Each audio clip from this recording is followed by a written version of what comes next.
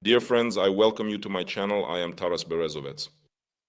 Today, German Federal Chancellor Olaf Scholz called the dictator Vladimir Putin on his own initiative. A brief summary of this conversation, which took place around 5 p.m. Moscow time and lasted about an hour, was posted on the Kremlin's website. Sources in the Federal Chancellor's office also provided information. Reported anonymously that Olaf Scholz demanded that Putin withdraw troops from Ukraine and stated that Germany would support Ukraine for as long as necessary. The recent increase in attempts to initiate peace negotiations involving Germany, the largest European powers, indicates that European NATO allies are concerned. The beginning of Donald Trump's presidential term and will try to outpace him at the start of these very negotiations.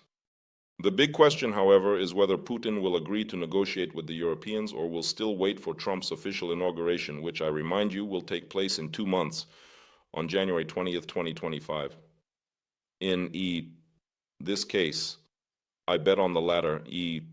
Meanwhile, President Zelensky, with whom Olaf Scholz also spoke, discouraged him from communicating with Putin, stating that it would allow the dictator to emerge from international isolation. YouTube is 100% accessible in the Russian Federation. This is evidenced by the monitoring service for blockages Global Check the day before. The general director of Mosfilm, Karen Shanazarian, met with Putin. And Putin, having listened to his complaints about the slowdown of YouTube in Russia, stated that he would look into it. The inclusion of YouTube in the Russian Federation was unexpected. Meanwhile, Russia has begun to break satellites owned by European companies and replace European broadcasts with its own propaganda shows. Trump made another loud statement regarding the end of the war in Ukraine. In particular, he stated that he would work hard with Russia and Ukraine, which must cease hostilities.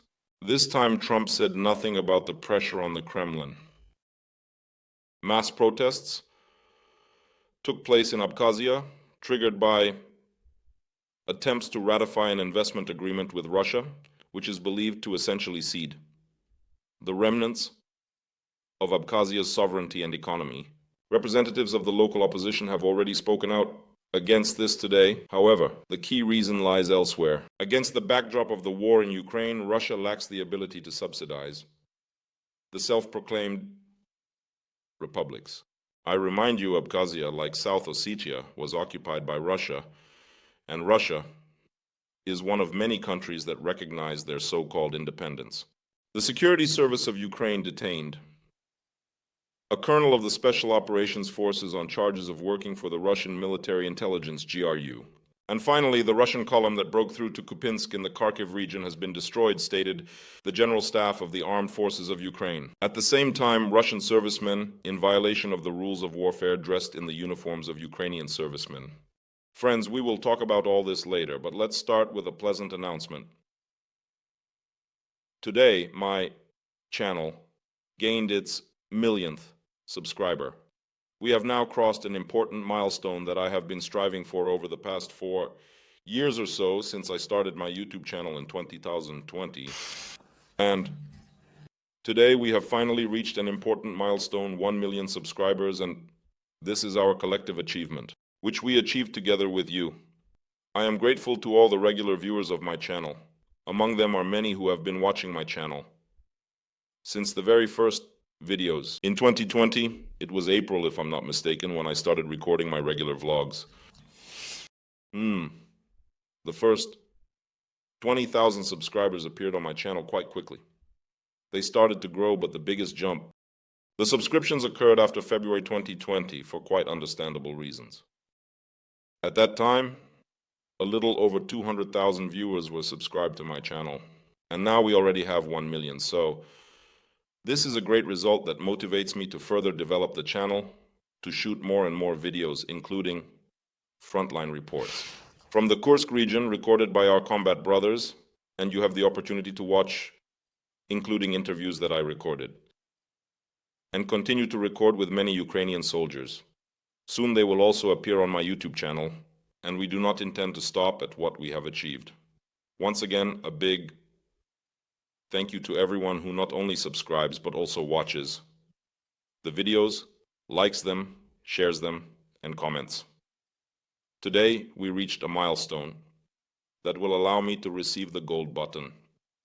This is just a small symbol of recognition of our common victory, which I gladly share with you, my dear viewers. Now let's talk about what is happening. Since we touched on the topic of YouTube and the video hosting, YouTube is 100% available to Russian operators. This is evidenced by the Global Check monitoring service for blockages. Relevant information appeared the day before. If we look at the statistics from Global Check over the past months, the availability of YouTube in Russia has never exceeded 80%. At the same time, many Russian users on social media who complained about access issues to YouTube confirm that the service has now become completely available. The reason for the unblocking by the Russian authorities is currently unknown, but agree it coincided strangely with the American presidential elections. Has the Russian government had fewer complaints about YouTube? Obviously not. The key reason is that many Russian propaganda channels were blocked on YouTube, which lost hundreds of millions of subscribers, such as Russia Today, Russia 1, Russia 24, NTV, and so on, and so forth, and so forth. Margarita Simonian and other propaganda scum. And of course it hurt them a lot, but nevertheless, attempts to launch a similar service in Russia, the so-called RuTubi, ultimately ended the same way, with the embezzlement of billions from the Russian state budget and a complete failure in views. Russian users still use VPNs to bypass restrictions and continue watching videos on YouTube, among which, of course, there are many videos exposing the criminal nature of the regime, despite the restrictions of the Russian authoritarian authorities. However, it must be said that so far this has not significantly affected the mood among ordinary Russians, but as they say, water wears away the stone. Meanwhile, an important phone conversation took place today at the initiative of German Chancellor Olaf Scholz. 2 days earlier, he stated that he would try to restore contact with Putin in the near future. Their last phone conversation took place about 2 years ago, in December 2022. That is, it was already after the start of the full-scale invasion. Scholz, as always, spoke then about de-escalation and troop withdrawal. He mentioned the same today. Interestingly, the information about the conversation first appeared in the American economic agency Bloomberg. There was a leak today, apparently from the office of the federal chancellor. The conversation started at 5 p.m. Moscow time and lasted about an hour. Scholz once again conveyed to Putin the demands regarding the withdrawal of troops from Ukraine and de-escalation. He also urged Russia to be ready for negotiations with Ukraine in order to achieve a lasting and fair peace. In response, Putin stated the following, according to the official statement from the Kremlin press service. The current crisis is a direct result of years of NATO's aggressive policy aimed at creating an anti-Russian foothold on Ukrainian territory, ignoring Russia's security interests. Also, dictator Putin stated that Russia has never refused and is still open to resuming negotiations that were interrupted by the Kyiv regime. End of quote. The Kremlin also reiterated the demand to proceed from new territorial realities and to eliminate the root causes of the conflict. It is unclear what Putin meant by territorial realities, either the current line of combat or Putin's ultimatum, which resembles. I remind you that it consists of Ukraine allegedly having to completely withdraw its units from the territories of Donetsk, Luhansk, Zaporizhia, and Kherson regions. Nothing is said about this here. The very fact indicates that European allies, alarmed by the results of the recent US elections, are clearly making frantic attempts to initiate the settlement process even before Trump's official inauguration, which I remind you will take place on January 20th, 2025. However, such diplomacy involves Olaf Scholz, who himself found himself at the center of a government crisis. I remind you that the government coalition collapsed there, indirectly due to the conflict over the budget allocation for Ukraine. The Free Democrats Patriot left the coalition. This predetermined early parliamentary elections, which will take place in February of the next year, 2025, when the main political parties will compete for seats in the Bundestag. Who holds them? The victory is still unclear, however. The main opposition party, CDU-CSU, is already calling for a review and increase of military aid to Ukraine. It is obvious that, besides Scholz, similar sentiments regarding the assessment of the situation are shared by me and other European leaders, particularly Macron. Moreover, Olaf Scholz hinted that such contacts with the dictator Putin will now occur more and more frequently. By the way, Zelensky, with whom Scholz spoke before communicating with Putin, discouraged him from making that call. As it became known today, Reuters reports that Zelensky warned Scholz against the intention to call Putin. He also stated that this would only help Putin reduce his isolation, as Putin does not want real peace. He wants a breather. The conversation will allow for a change of scenery and will continue the war. It will not bring peace because Putin will simply repeat the lie about this, stated one of the interlocutors to Reuters. Nevertheless, it was reported that Scholz spoke with Zelensky twice today, before and after the conversation with Putin, clearly conveying the content of that conversation. It is also clear that, at this moment, there is no confirmation, but most likely this second conversation with Zelensky has already taken place. And we will most likely learn about this from media reports, and possibly Zelensky himself will comment on this story, as will Olaf Scholz. But the fact remains that no negotiations with Putin are possible at the moment. They are essentially meaningless, since Putin will wait, and he made it clear about this. The inauguration of Trump, which will take place on January 20th, 2025. Before all this, he can indulge his vanity. He will communicate with Western leaders. Most likely, Putin will call Orban. He will probably call Macron, and possibly the Prime Minister of Italy, Meloni. I apologize. Perhaps someone else from the Western leaders will talk to him. I don't know if the Prime Minister of the UK, Rishi Sunak, will call him. Probably not. But I will repeat, the key reason that Putin has raised, the first reason for the conflict, is that he means the existence of Ukraine as an independent state. This is the main reason for the war. From Putin's perspective, these conversations are meaningless. Moreover, he has repeatedly made it clear that Europe is not independent without America and is incapable of making any decisions. But I will repeat, he will not refuse these conversations, most likely because it will continue to indulge his own vanity and boost his self-esteem.